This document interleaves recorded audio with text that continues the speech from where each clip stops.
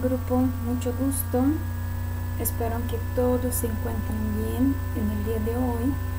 Y por orientación del instituto, nosotros ahorita vamos a tener una clase que es una clase un poco diferente. Es un desafío tanto para ustedes cuanto para nosotros los maestros, porque son clases virtuales.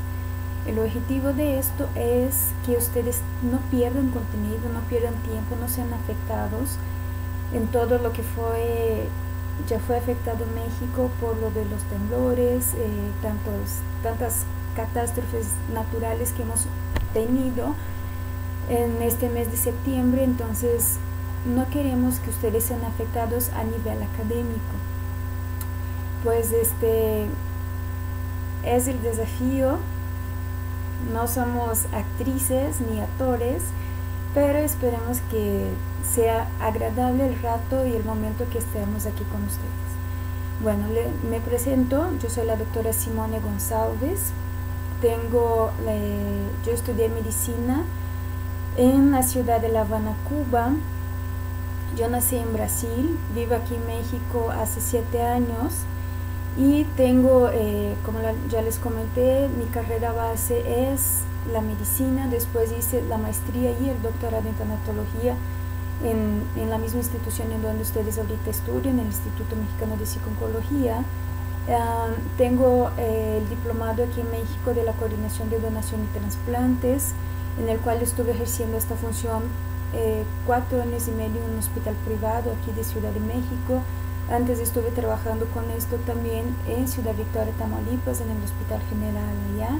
Hice parte del equipo y ahorita pues mis funciones a que más me dedico es la docencia en el instituto y también el cuidado de la flebología, que es nada más nada menos que tratar lo que son las varices que tanto hombres cuanto mujeres tienen,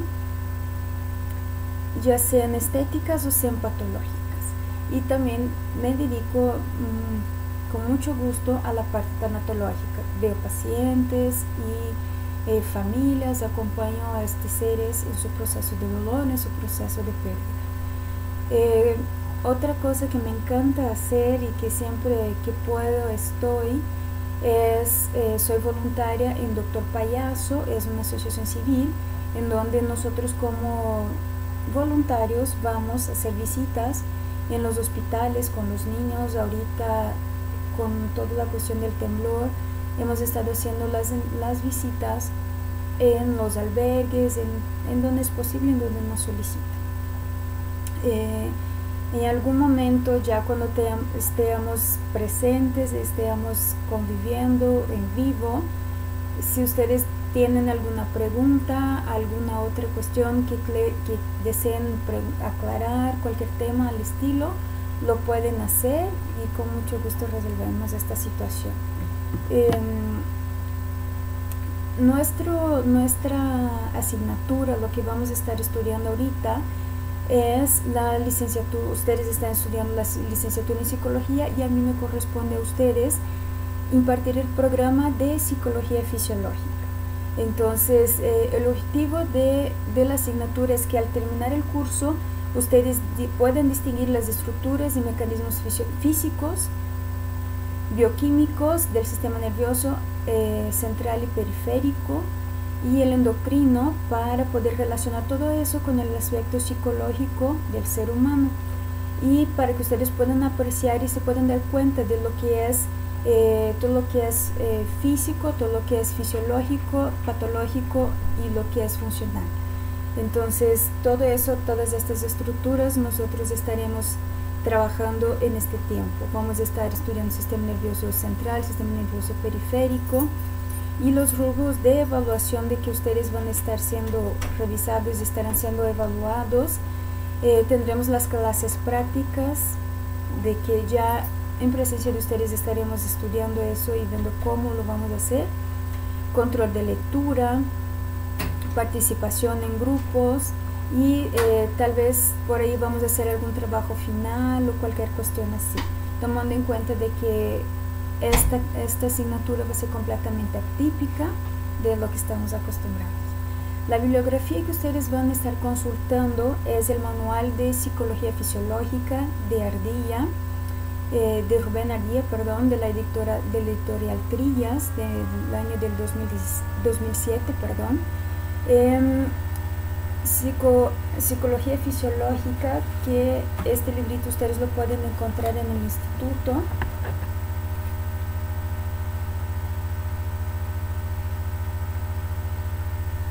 Es este.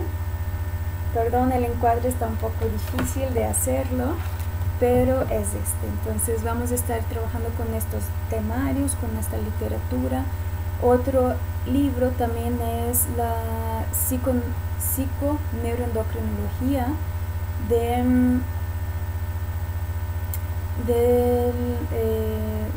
Nuevos Dilemas para Viejos Paradigmas, de Márquez López Mateo.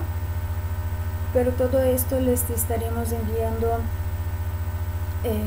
todo este material, todo el programa les entrego el día que nos veamos ya en físico, que estemos bien presentes, o le pido le pido a la jefa de grupo que me envíe un correo a la dirección a mi dirección personal, shirania@hotmail.es.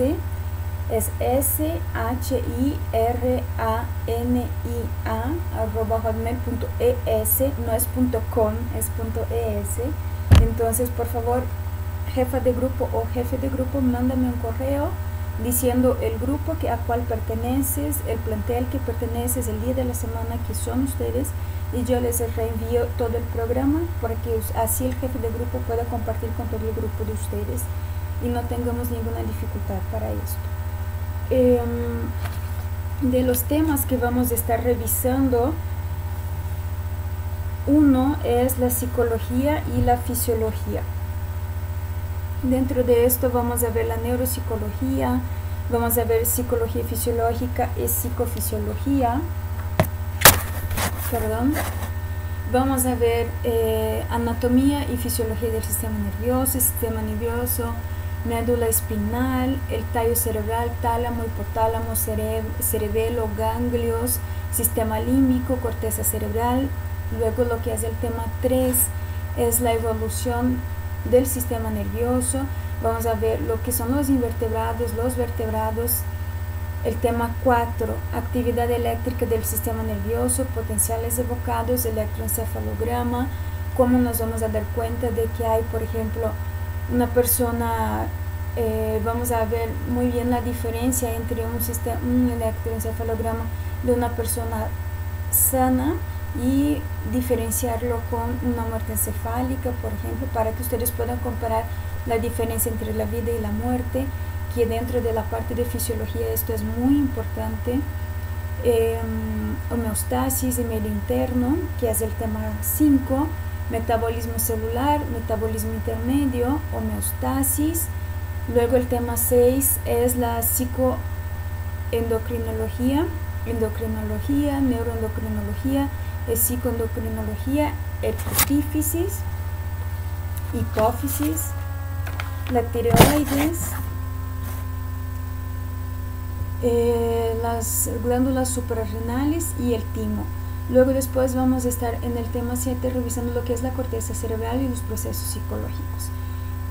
En este tema vamos a ver área de la corteza, corteza somática, corteza motora, visión, audición, olfato, gusto, corteza asociativa, y por último en el tema 8 vamos a revisar lo que es el dolor. Definición y problemas metodológicos, dolor clínico, dolor experimental y teorías del dolor. Entonces estos son los temas que nosotros vamos a estar revisando en todo lo que va a ser en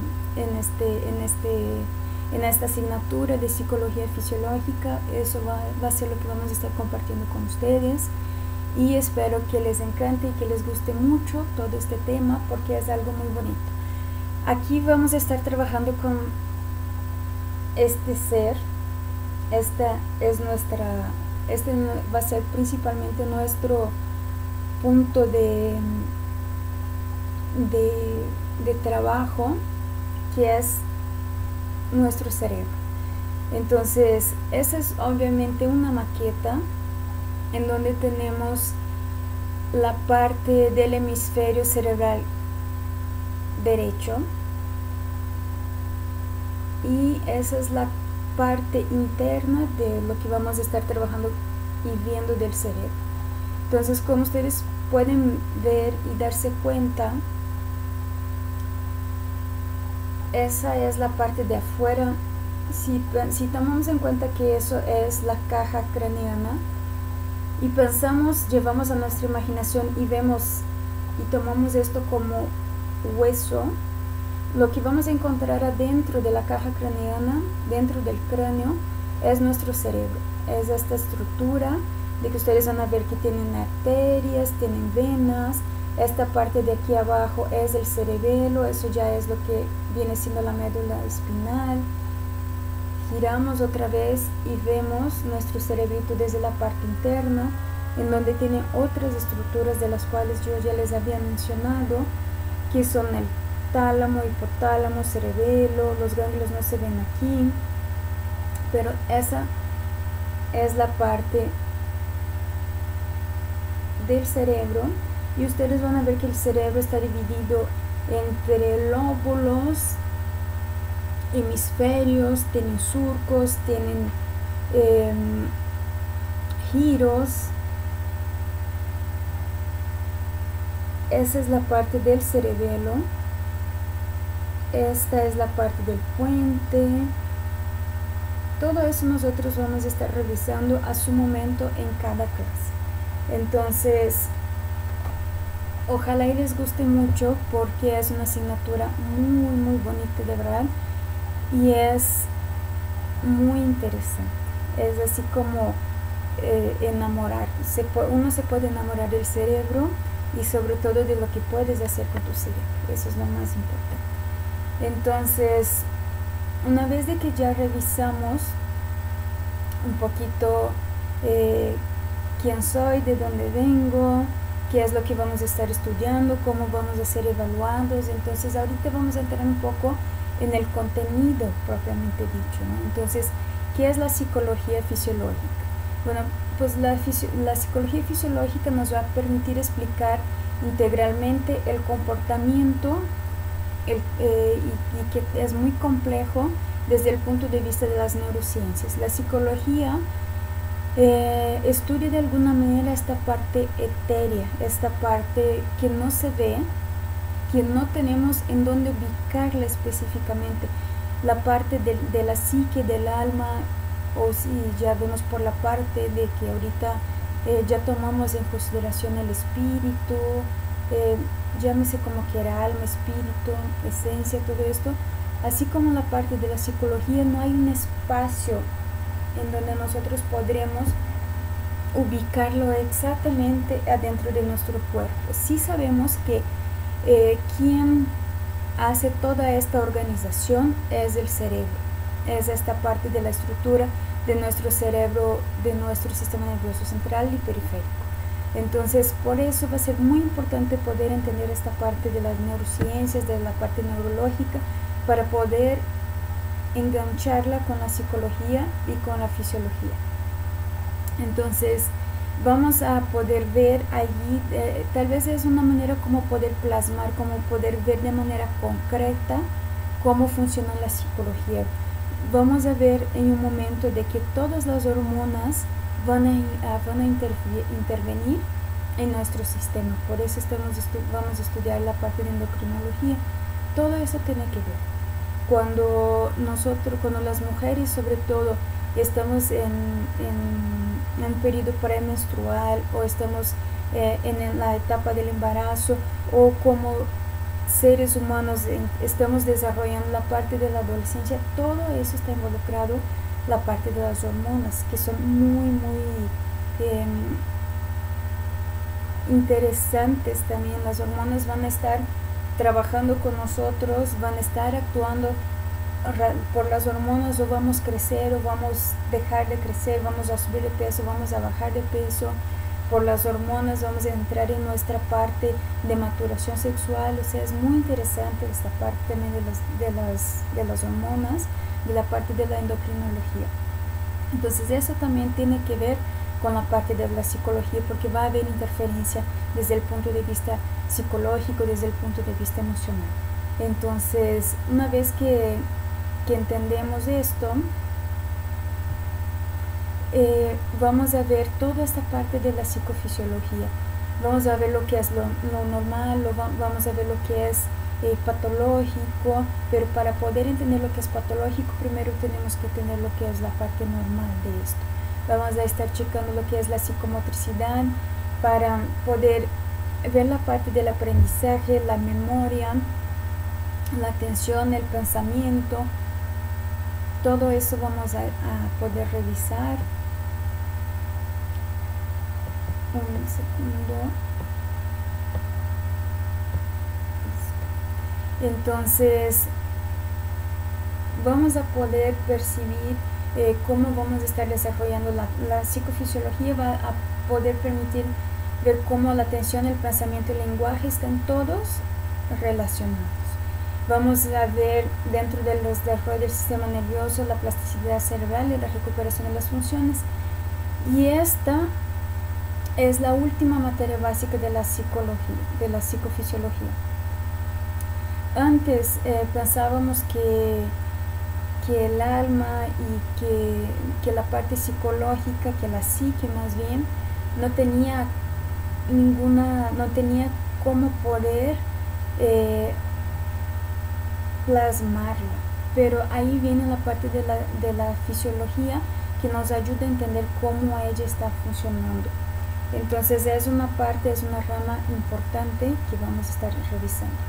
Entonces entendemos que el estudio de las relaciones existenciales entre las funciones cerebrales, la estructura psíquica y la sistematización sociocognitiva, en sus aspectos normales y patológicos, abarca todos los periodos evolutivos. Eso vamos a estar revisando cuando entremos a la parte de los vertebrados y de los invertebrados. Entonces, entrando al tema de hoy, que vamos a estar revisando la parte un poco de la anatomía del sistema nervioso, vamos a entender que el sistema nervioso de nosotros, la anatomía del sistema nervioso se divide entre dos partes, o sea, el sistema nervioso central y el sistema nervioso periférico. El sistema nervioso central va a abarcar lo que es el encéfalo, que es toda esta parte, que es es la parte gelatinosa, es la parte blanda del cerebro, y esta va a dividirse en dos sustancias, la sustancia gris y la sustancia blanca. Entonces, el sistema nervioso central está compuesto por varios millones de células especializadas que son las llamadas neuronas. Entonces, las neuronas son la base principal del sistema nervioso central. Adentro del sistema nervioso central del ser humano, nosotros vamos a estar viendo, aparte de lo que es el cerebrito, que es esta parte, nosotros vamos a estar revisando todo lo que es esto, o sea, lo que es el tallo encefálico, que va a estar dividido entre mesencéfalo, puente y bulbo, el cerebelo, y lo que es la médula espinal, la médula oblongada. Esta médula va, si nosotros vemos adentro de nuestra columna vertebral, adentro de los huesitos que tenemos en la columna, todo este sistema va a estar adentro. ¿Por qué? Porque es necesario que esté protegido. Si hay un accidente, si hay una lesión y se fractura, se rompe, hay una sección de la médula espinal, es cuando se producen las lesiones que dejan un paciente tetrapléjico o parapléjico. De acuerdo con el nivel de sección medular, es la lesión que vamos a estar recibiendo. Entonces, de la médula, ella se va a dividir entre médula cervical, médula torácica, lumbar y sacra. Y luego, el encéfalo por su parte lo constituye el cerebelo y el tallo cerebral. Luego las neuronas, que son nuestras células principales, que son lo que vamos a estar, las neuronas son células sumamente especializadas, y antes se decía que nada más se encontraba en el cerebro. Ahorita sabemos que hay neuronas a nivel intestinal también, pero obviamente tienen otra función diferente de lo que hace el cerebrito. Las neuronas están dispuestas ordenadamente y comunicadas entre sí, y tienen unos, imagínense que la neurona es como esta parte, y de ella salen lo que son prolongaciones denominadas axones y dendritas.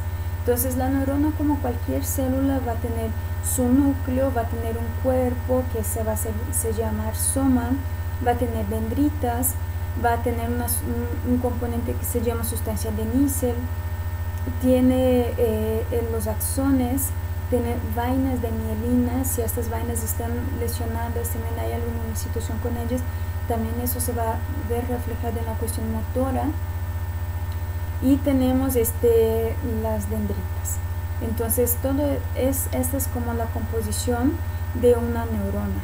Cada neurona va a estar relacionada con la otra, y cada neurona va a estar enviando una información a la otra neurona, y ese proceso de mandar información, de entender qué es lo que está pasando, de procesar, se llama sinapsis.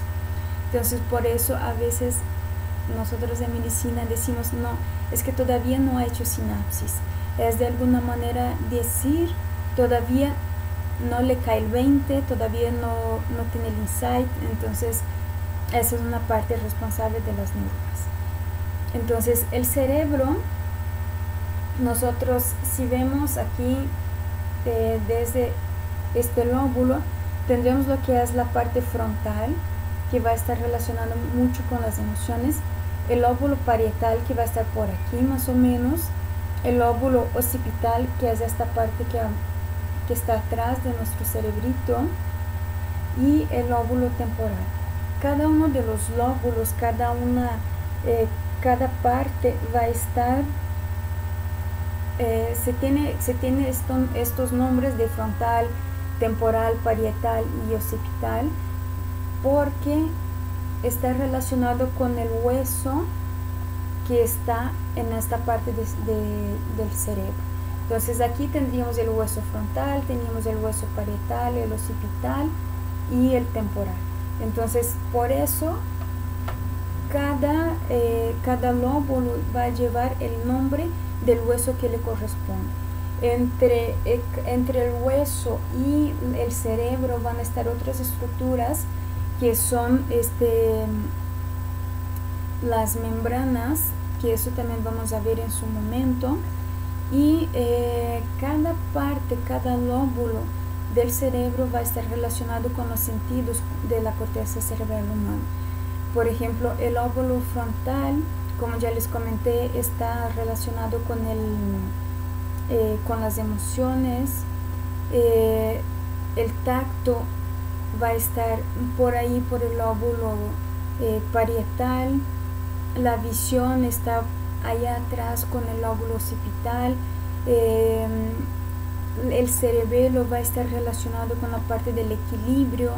Por eso decimos que el cerebelo no es buen borracho, porque cada vez que uno consume alcohol, el cerebelo, como es responsable de la parte del equilibrio, es el primero que se pone completamente alcoholizado, no tolera nada del alcohol, y por eso nos vemos afectados cuando estamos bajo efecto del alcohol. Por eso hay esta cuestión de que me siento mareado. Entonces el cerebelo es la parte, este compañerito aquí, él es el mal borracho. Él es el que se pone borracho con 2 gotitas de alcohol, y qué bueno, porque eso también es un candado que nosotros tenemos, y ojalá siempre todos hicieran caso al cerebelo. ¿Qué más tenemos por aquí? Tendremos el área de Broca, que es el área responsable del lenguaje. Todo lo que está relacionado con nuestro lenguaje lo vamos a ver responsable por el área de Broca. Si alguien tiene algún tartamudeo o la dislexia, todo eso tiene que ver con, hay alguna afectación en el área de Broca. por ejemplo, ya lo que está el área de comprensión y de la lectura, está responsable el lóbulo parietal. ¿Qué más tenemos aquí?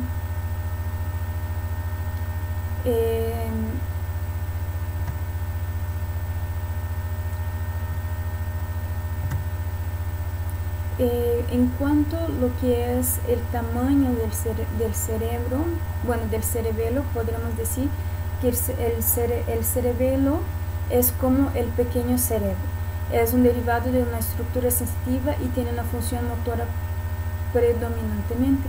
Por eso decíamos de que cuando estamos bajo efecto del alcohol, el cerebelo es el que se ve muy afectado, porque él va a estar encargado de la parte sensitiva motora, por eso nos ponemos como mareados y todo esto.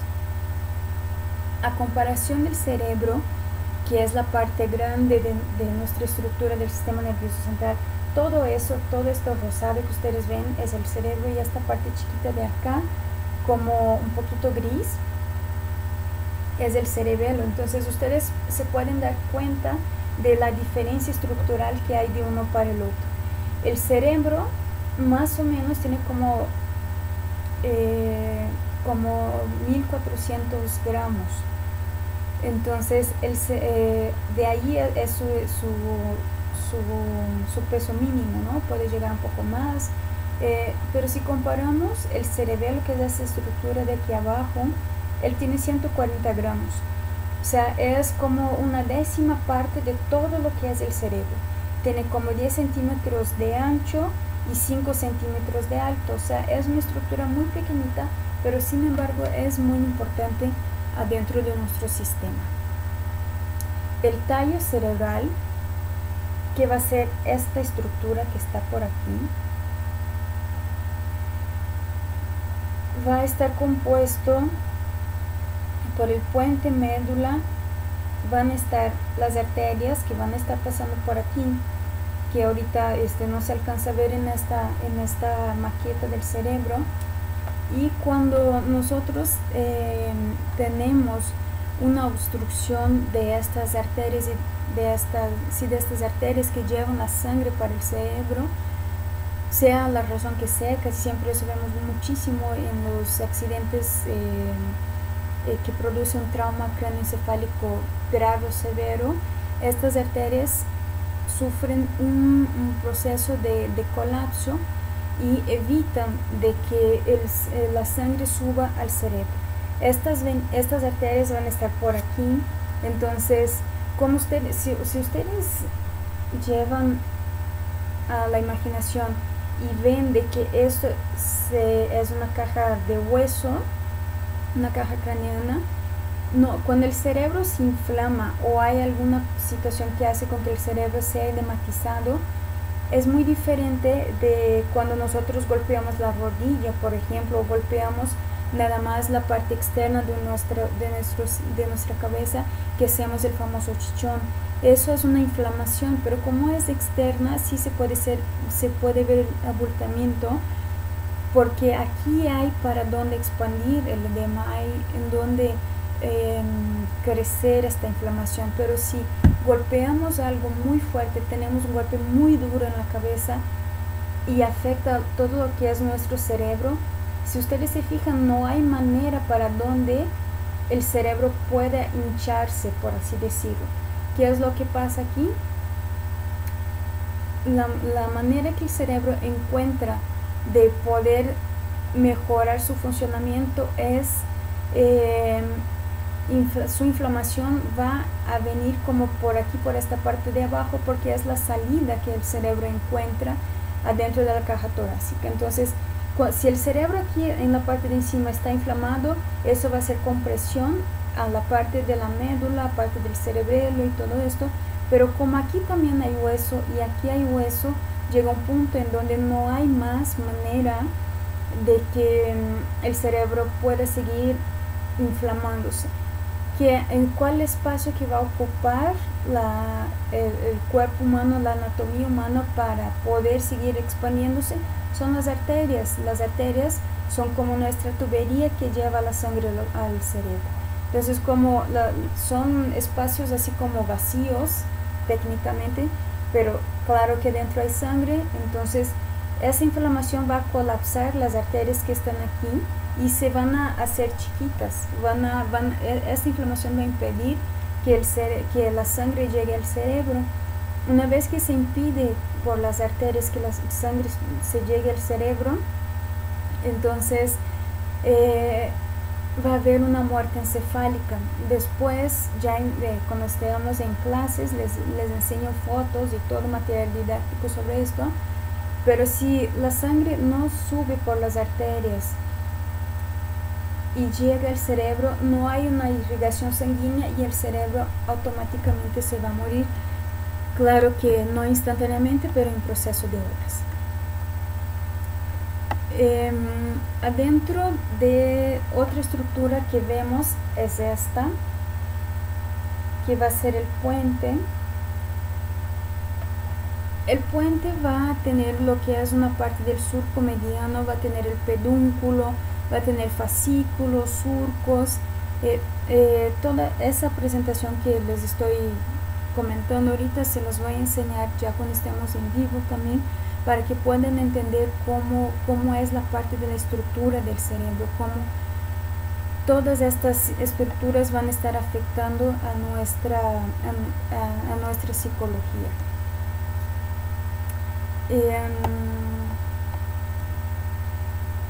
Adentro de la parte del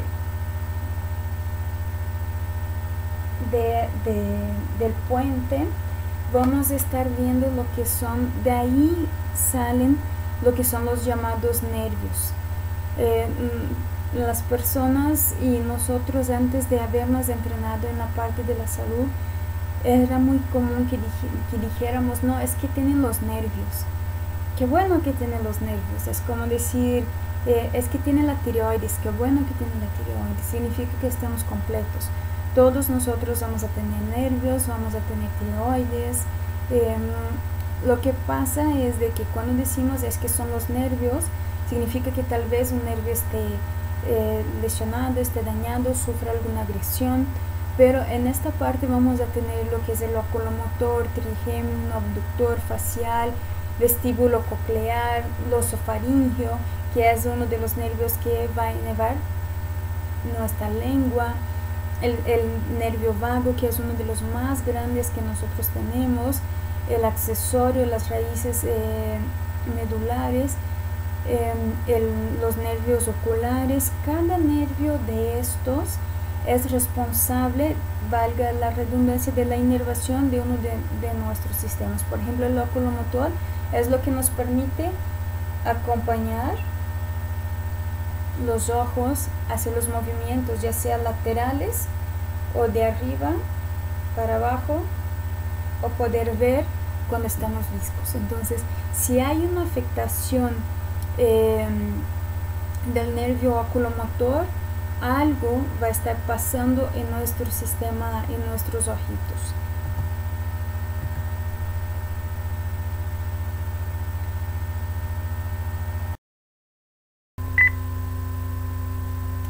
Bien, ahora que ya vimos cómo es la parte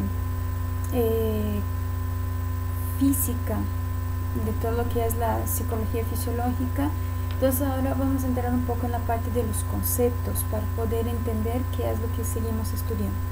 Entonces, si vemos bien la psicología, cuando empezaron el tema de la psicología y la psicología estudiaba la parte de la conciencia y la fisiología estudiaba la parte de la actividad externa de los órganos. Ambas estudiaban el mismo fenómeno, que era la psique, pero de puntos de vista diferentes. Por eso el Wundt decidió crear el término de psicología fisiológica e unir las dos ciencias en una, aunque cada una sigue estudiando desde su rama, desde su área. Entonces, la psicología estudia el comportamiento de los organismos. El psicólogo lo que va a estar haciendo es estudiar los fenómenos de la percepción de la personalidad, del aprendizaje y todo lo que lleva el estudio de la psicología. el psicólogo va a ser un especialista en experimentos de observación del comportamiento del desarrollo humano, mientras que la fisiología estudiaba el funcionamiento de los organismos y de los tejidos. Entonces ya el fisiólogo lo que va a hacer es investigar las actividades del organismo, pero adentro del organismo, ya sea el sistema nervioso, el sistema endocrino, el sistema digestivo, el sistema respiratorio.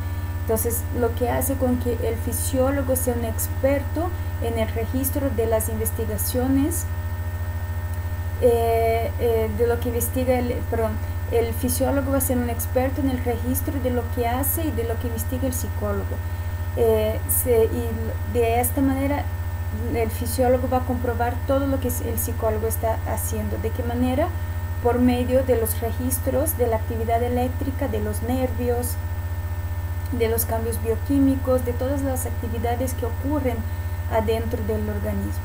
Entonces, ahorita vamos a estar viendo lo que es la psicología, la neuropsicología, la neurofisiología, y son varios conceptos y es son muchos temas, ¿no? Entonces, vamos a checar ahorita los conceptos de cada uno de ellos para ir clarificando un poco el conocimiento. Entonces vamos a ver de que la neurofisiología es la rama de la fisiología que estudia el funcionamiento de los órganos y de los tejidos nerviosos.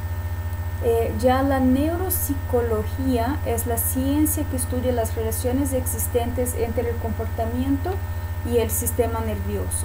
Eso empezó en 1964 y no se tomaba en cuenta para nada lo que era el sistema endocrino y los receptores sensoriales. Si se fijan, la neuropsicología es una ciencia muy reciente. Entonces, después vemos lo que es la psicología fisiológica.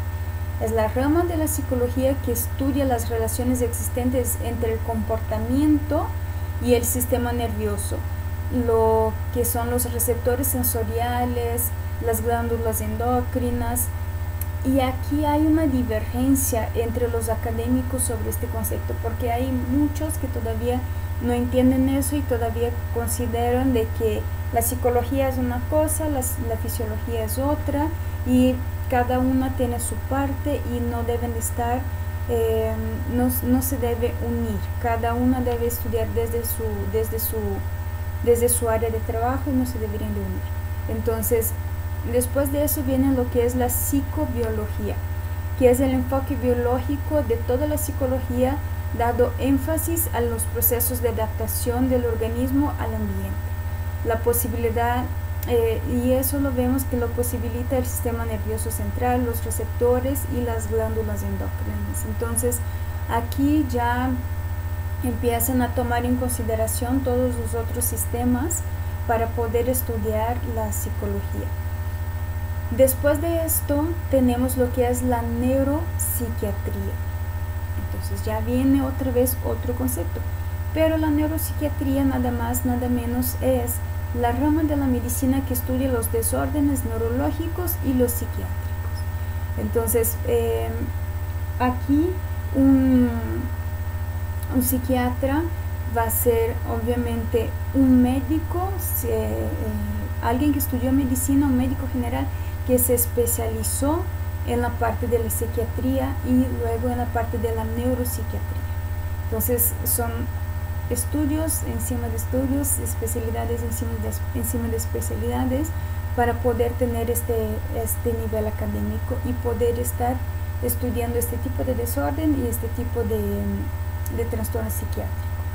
Luego, después de eso, tenemos la psicología fisiológica, que podremos ya como que podremos entenderla como la rama de la psicología. La psicología fisiológica va a ser una rama de la psicología, así como la neurofisiología es una rama de la medicina. La psicología fisiológica va a ser una rama de la medicina, en donde el profesional, el psicofisiologista, va a actuar a nivel conductual. La psicofisiología va a ser la rama de la psicología que estudia las relaciones existentes entre el comportamiento y el sistema nervioso. Los receptores, las glándulas endocrinas, es decir, estudia los correlatos fisiológicos de la conducta. Entonces, para poder cerrar esta parte de esta primera clase, de este conocimiento, ya el concepto que tendremos que estar incorporando es que la psicofisiología es la rama de la psicología que estudia las relaciones existentes entre el comportamiento y el sistema nervioso. Entiéndase el sistema nervioso como central y periférico, y los receptores y las glándulas endocrinas. Entonces vamos a estar estudiando los correlatos fisiológicos de la conducta. Más adelante como ya había mencionado antes, más adelante vamos a checar cómo interviene el sistema endocrino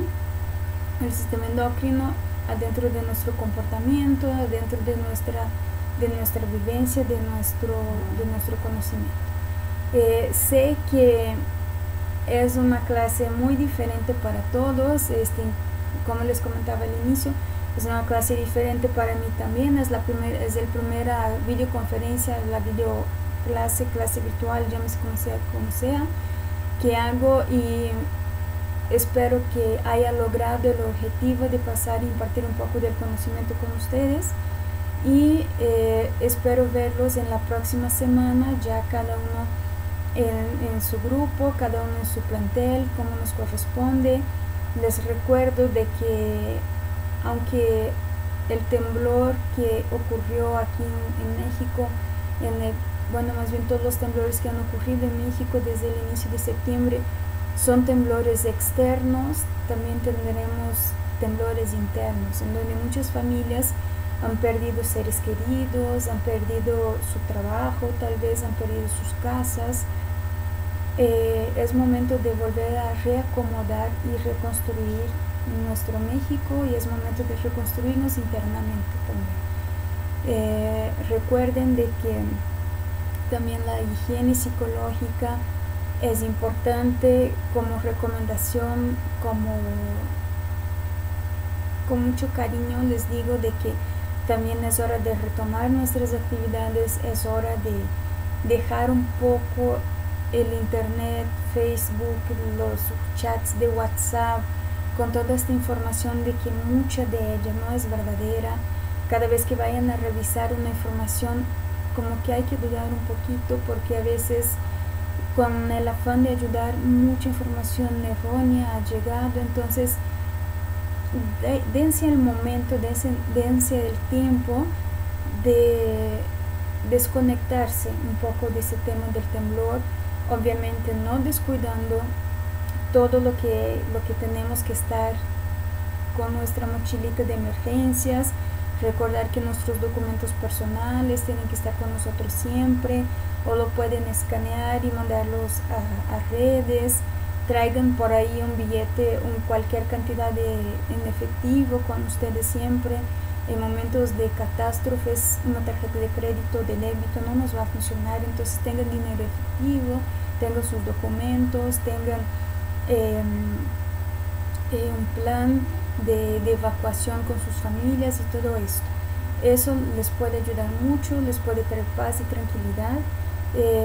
Si hay personas todavía desabrigadas, que si hay quienes seguir apoyando, sigan apoyando, hagan lo que les manda sus corazones, pero de una manera sabia, con mucho amor y con mucho cariño. Recuerden de que todo el área de salud, nosotros tenemos que cuidarnos a nosotros mismos para después poder apoyar a los demás. Eso es lo que hacen las Fuerzas Armadas de México y de cualquier país del mundo. No son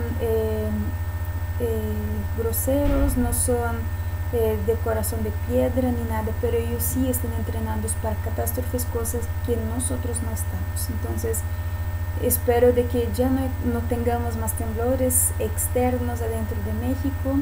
Esperemos de que todas las situaciones ahorita se calmen, pero recuerden de que ustedes vienen primero, no porque se negociamos o sea yo una egoísta, no. Primero yo tengo que estar en condiciones de poder apoyar para después poder apoyar a los demás. Entonces me despido de ustedes, queridos grupos, y ya tengo muchas ganas de conocerlos en vivo, platicar con ustedes, conocer sus caritas, conocer a qué se dedican, cómo han llegado a estudiar psicología y todo lo que quieran compartir desde su interior, desde sus vivencias, y espero que todo el tiempo que vayamos a compartir sea de utilidad para ustedes, que sea de utilidad para mí. Y recuerden, jefes de grupos, mándenme correos a shirania@hotmail.es para poder mandarles los programas, los temarios, los métodos de evaluación y todo eso, lo que les comenté al inicio del video. Y vamos como baby steps, pasito por pasito, tranquilos. Vamos por baby steps, vamos regresando a la normalidad. Sabemos que no va a ser de un día para el otro, aunque todo haya pasado de un día para el otro, pero reconstruir es paso por paso, momento por momento. Entonces, les recuerdo de que cuando nos autoricen a regresar a las clases es porque el instituto está seguro de que las instalaciones son seguras para poder recibirlos. Estamos seguros de que no va a haber ningún inconveniente por lo pasado, por lo anterior.